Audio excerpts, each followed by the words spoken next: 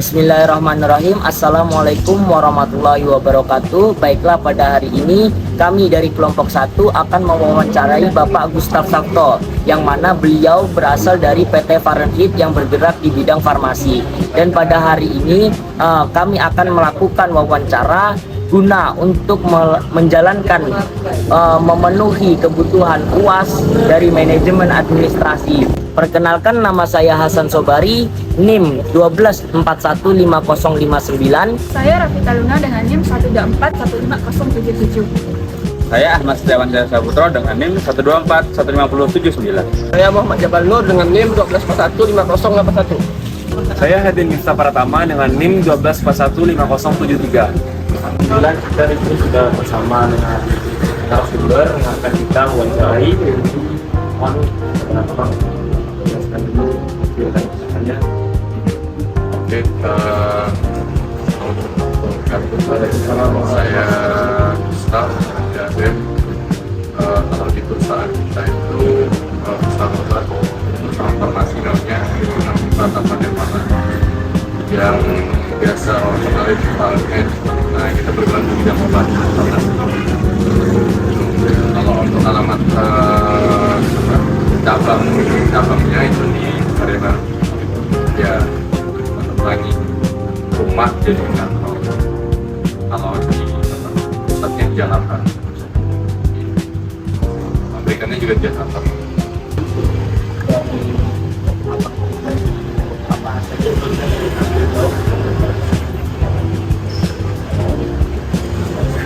Jadi kalau namanya kita tuh di ASN namanya perjalanan dinas, kalau kita namanya Apkantri, ya Apkantri sama perjalanan dinas, cuma bedanya kita swasta.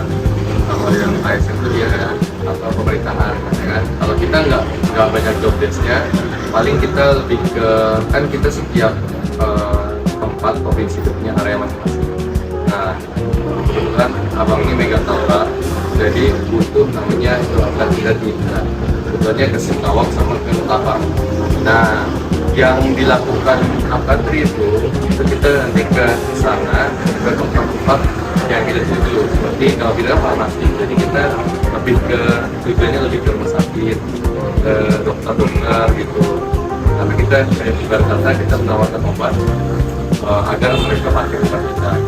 Berkaitan dengan materi yang kami amati dan hasil wawancara mengenai perjalanan dinas bersama narasumber, yaitu Bapak Gustaf selaku pimpinan cabang PT Fahrenheit area Kalimantan Barat.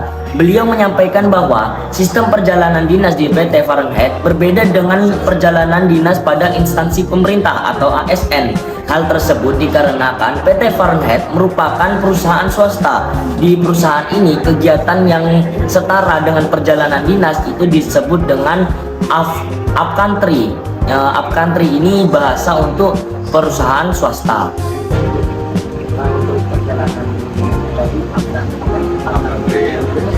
Berapa seminggu dalam sebulan itu berapa kali? Kalau untuk ke Singkawang, area-area butuh itu kita lakukannya sebulan sekali. Kalau untuk Apang kita 7 bulan sekali.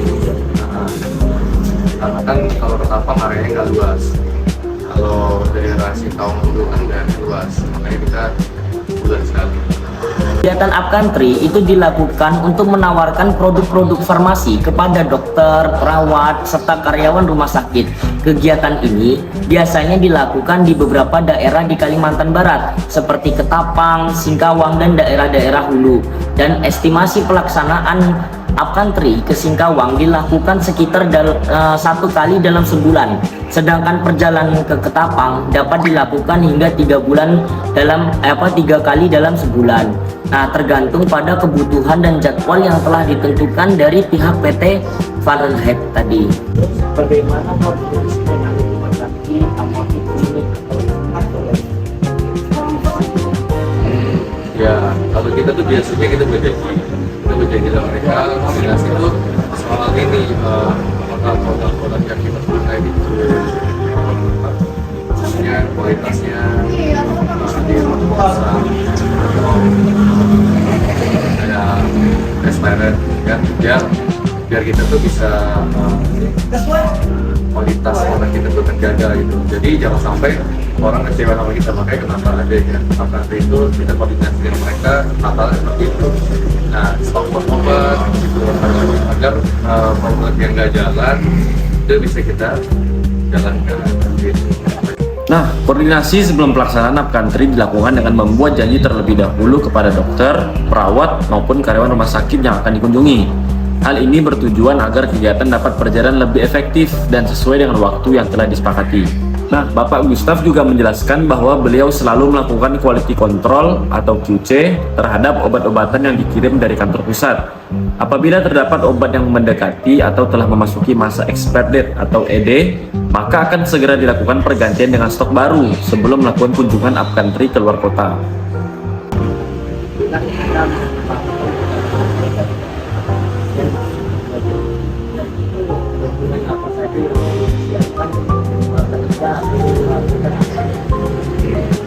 Nah, itu yang tadi saya bilang, kalau pemerintahan sama swasta itu berbeda. Kalau pemerintahan dia memang banyak dokumennya, ya kan? Kalau kita untuk swasta kita itu nggak perlu banyak dokumen. Paling kita dari kantor itu kita menyiapkan berkas-berkas kayak itu tadi, stok obat, terus apa obat-obat yang baru, ya kan? Sama beberapa obat yang sekiranya bisa dipakai di RSUD ataupun di RS swasta. Jadi dokumennya nggak banyak. Dokumen yang digunakan dalam kegiatan upcountry tidak sebanyak perjalanan dinas pada umumnya. Perlengkapan yang dibawa lebih berfokus pada produk obat-obatan yang dibutuhkan oleh konsumen, disertai beberapa berkas administrasi sebagai pendukung kegiatan. Jadi ketika kita melakukan upcountry dan itu tidak direlakan adanya kendala.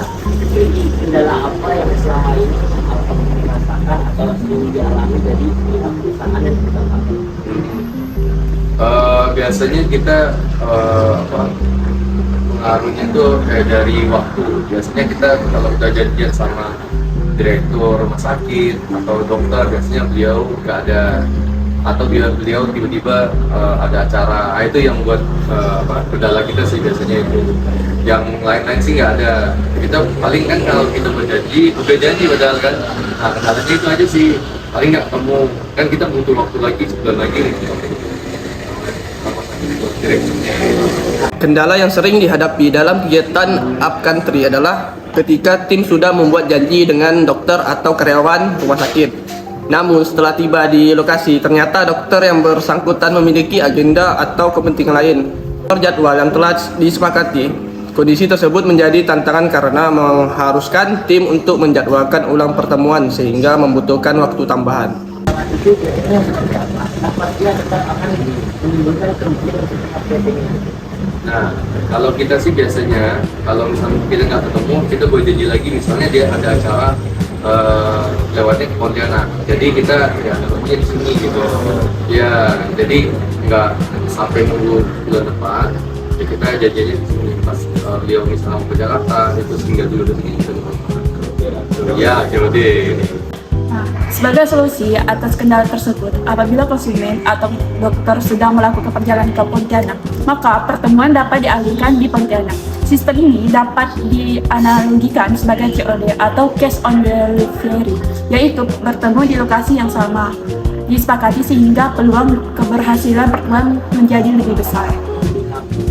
hanya untuk mengevaluasi upcountry tadi untuk karyawan-karyawannya, terus untuk itu bagaimana cara mereka supaya itu makin baik. Kita ada namanya kontrol kunjungan. Jadi kita ada aplikasinya. Itu kita kalau misalnya ketemu direktur atau ketemu dokter, itu kita ada aplikasinya untuk supaya ya berkata absen lah ke dokternya. Nah, itu yang dilihat sama perusahaan. Jadi itu langsung sinkronnya ke pusat.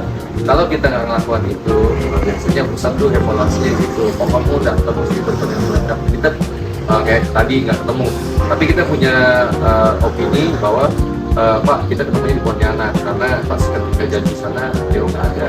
Kita bisa jelaskan seperti itu. Makanya aplikasi itu terhubung ke pusat. Nah, itu yang buat kontrol bahwa upcountry tim kita itu diawasin sama pusat, nggak asal upcountry. Evaluasi kegiatan upcountry dilakukan melalui sebuah aplikasi yang dimiliki oleh PT Pamarti. dan terhubung langsung antara kantor pusat dengan seluruh kantor cabang. Melalui aplikasi tersebut, perusahaan dapat melakukan evaluasi terhadap seluruh kegiatan upcountry, termasuk dari dokter maupun perkembangan pemasaran produk farmasi.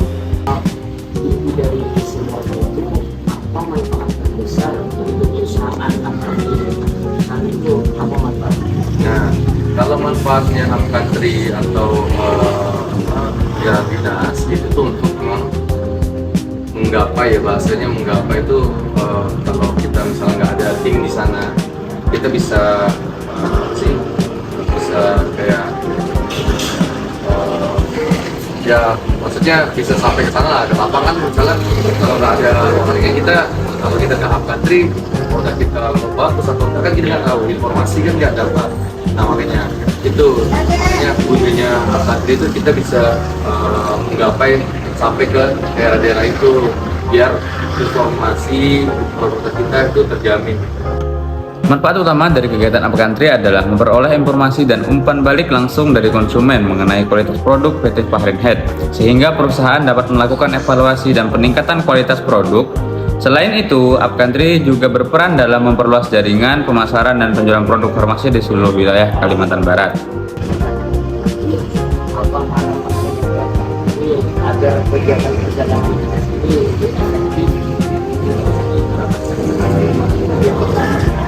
Wah, saya sih sebenarnya di jalannya sama perusahaan, karena perusahaan tuh ada banyak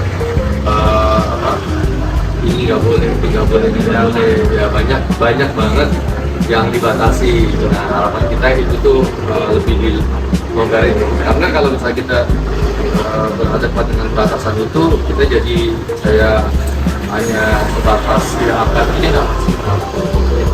Adalah kayak ketemu dokternya, harusnya kita bisa sampai sekian, ternyata dibatasi satu kali pelan, akan kerja hanya 2 hari. Padahal kita banyak dokternya, banyak usernya, banyak direkturnya, setelah itu belum ketemu. Nah itu sih batasan dari usaha, dan harapan saya sih ya tergantung dari situasi dan daerah masing-masing.